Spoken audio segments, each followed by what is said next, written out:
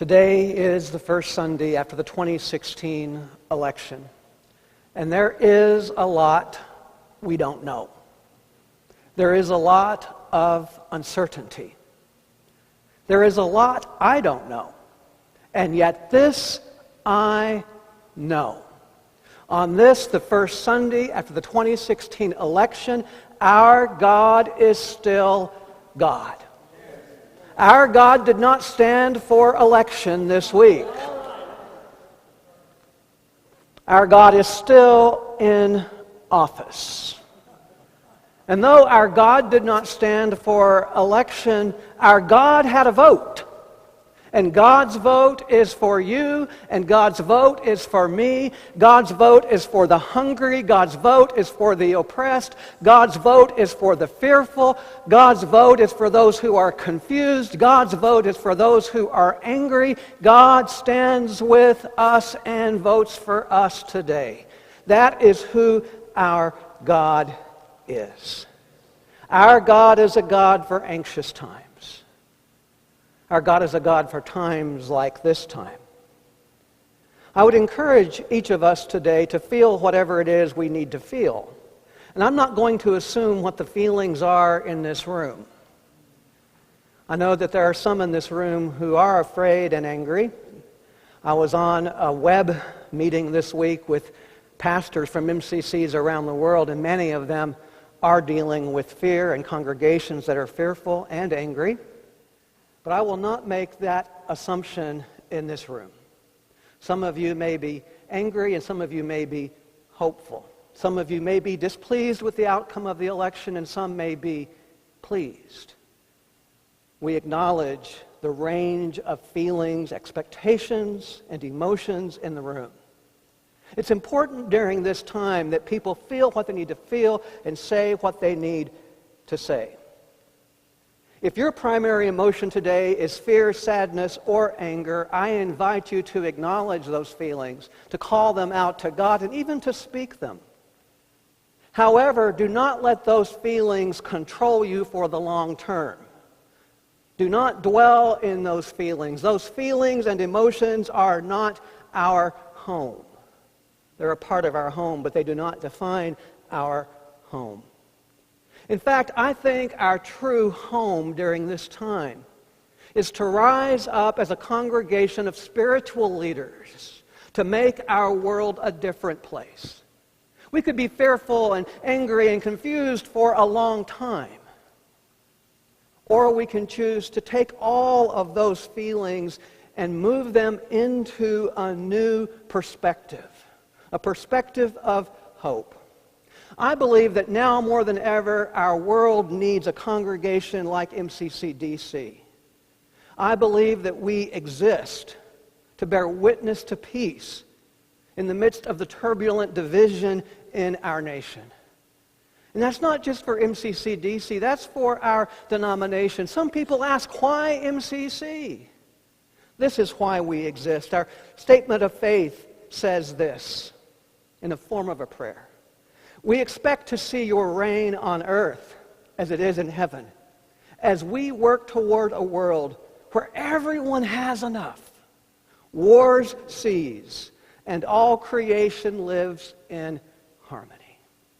MCCs around the world are working for this aspiration absolutely every day. We must exist as a congregation and a denomination that seeks to become different, that our world might be different. Now more than ever, the message of MCC is needed among the voices for healing, equality, and justice in our world. My vision for this MCC is that we will help train each other up to be spiritual leaders in a world hungry for a better way. If you're wounded today, I invite you to acknowledge your wounds and then to rise above your wounds and to see yourself as a prophet, a teacher, and a leader. Who, me? Yes, you. I believe there is a better way. This I know. I believe the better way is for each one of us to go from this place today not as wounded victims, but as spiritual leaders, to make a difference in our families, our workplaces, our social networks, and our neighborhoods. We have a choice today to give in to fear and confusion, or to choose to make a positive difference in how we live out our faith, including what we send out on social media. There is a better way. This I know. This I know. The better way is compassion and service. Now, it's not easy to embody values of compassion and service in a me-first world. Different people define what it means to make our world great again, and many of them define that through power and consumerism, ego, and control. I believe the way to make America great again and our world great again is to be compassionate servants in our world. If you're among the angry, I invite you to the better way of compassionate anger rather than hot anger. There's a lot of hot anger right now, burning anger, raging anger. This kind of anger is anger that comes out in word and in deed. Anger can be a good thing if that anger is shifted and moved towards compassion. I invite each one of us, if we're in that place of anger, to go deep into the soul and find that place of compassionate anger that transcends the heat, to take action in word and deed for justice and equality. It makes me angry that there is economic division and inequality in our country. It makes me angry that not everyone has a fair education. It makes me angry that there are children going to bed every night who are hungry. It all makes me angry. And I will protest, and sometimes I will protest in front of the White House or on the street. But I will not turn to violence either in word or in deed. It's the kind of anger that shows up and votes. It's the kind of anger that has the difficult conversations. It's the kind of anger that works to elect people to our offices who share the values of compassion and justice and equality. There is a better way, and it's the way of compassion and service.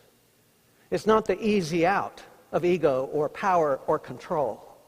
This I know. There is a better way. This I know. There is a better way to face our lives. And the better way is to face the fear in our lives with hope.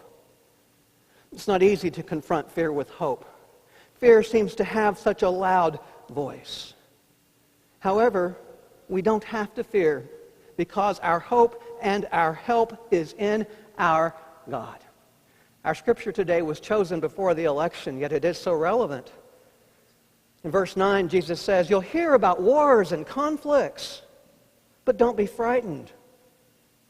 All these things must surely come." And on the other side, Jesus said, "Whatever happens, not a single hair of your heads will be harmed."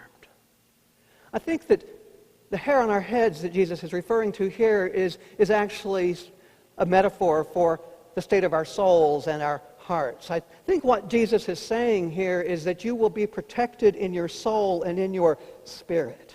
I think Jesus is echoing the words of the psalmist who says, "Create in me a clean heart, a strong heart, a hopeful heart, O God."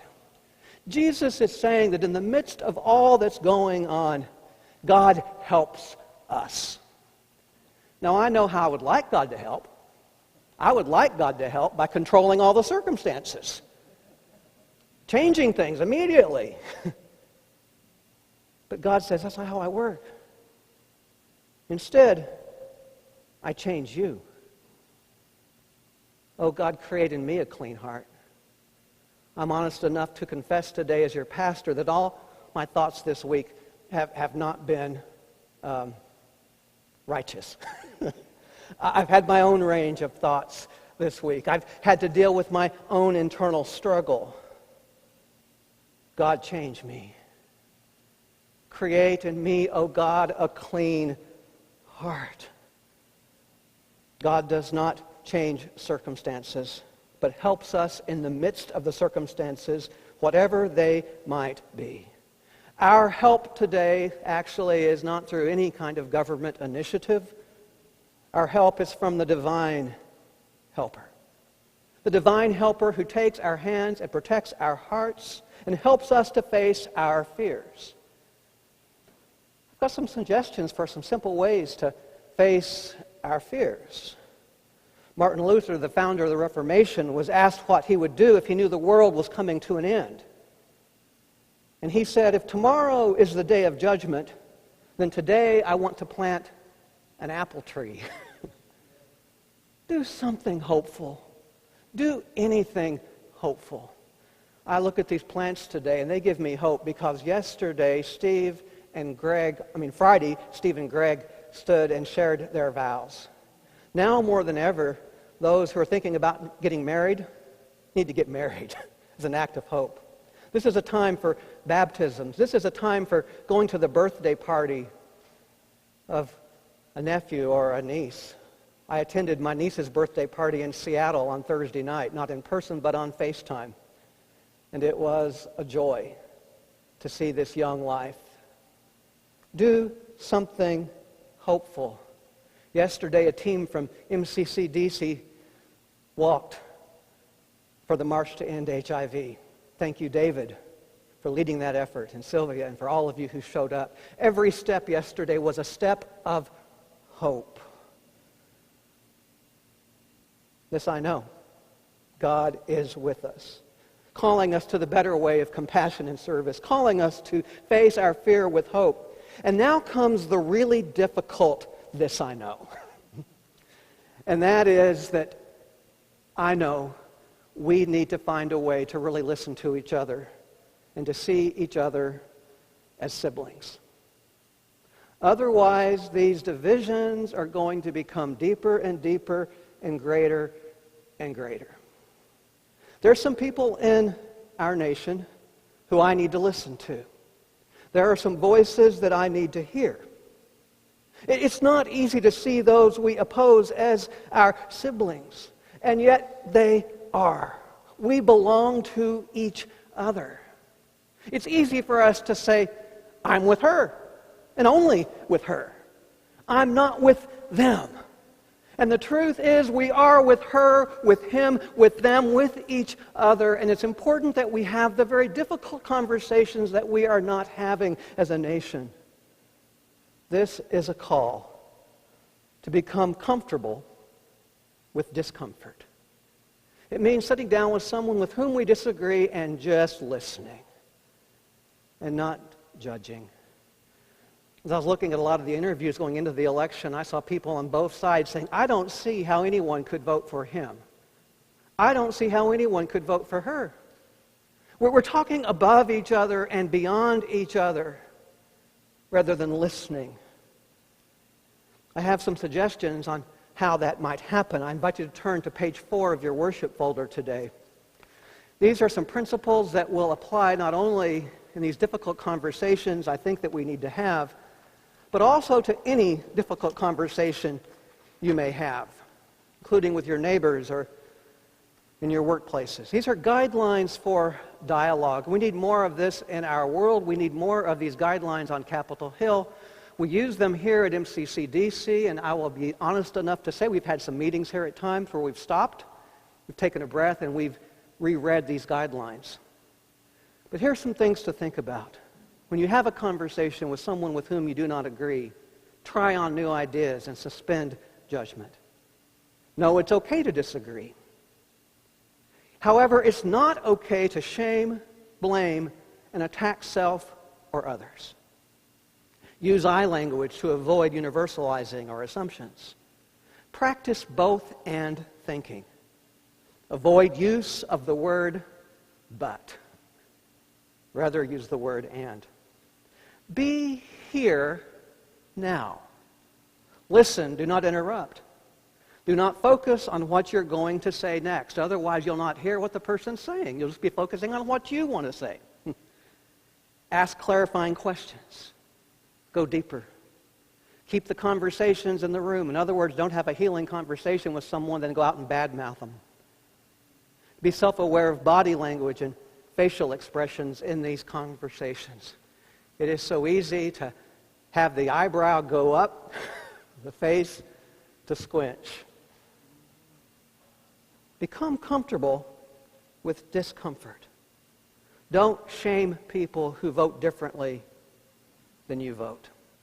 This is what it means to be spiritual leaders.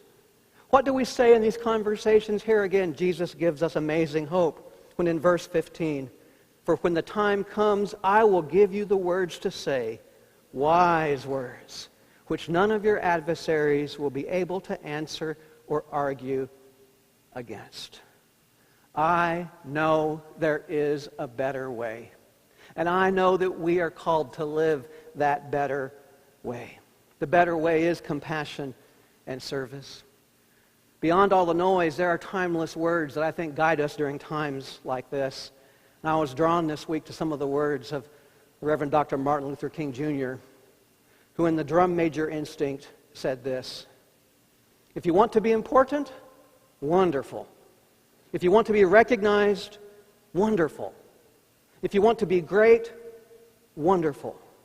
But recognize that the one who is greatest among you shall be your servant." That's your new definition of greatness. By giving that definition of greatness, it means that everybody can be great. Because everybody can serve. You don't have to have a college degree to serve. You don't have to make your subject and verb agree to serve. You don't have to know about Plato and Aristotle to serve. You don't have to know Einstein's theory of relativity to serve. You don't have to know the second theory of thermodynamics to serve. You only need a heart full of grace, a soul generated by love. And you can be that servant. Want to make our church great again? Want to make your neighborhood great again? Want to make our nation great again? Want to make our world great again? Then serve. Turn your anger into compassionate anger. Face your fears with hope. See everyone as your sibling, your brother, your sister. This I know. On this, the first Sunday after the 2016 election, our God is still our God, and our God is still in office. Amen and amen.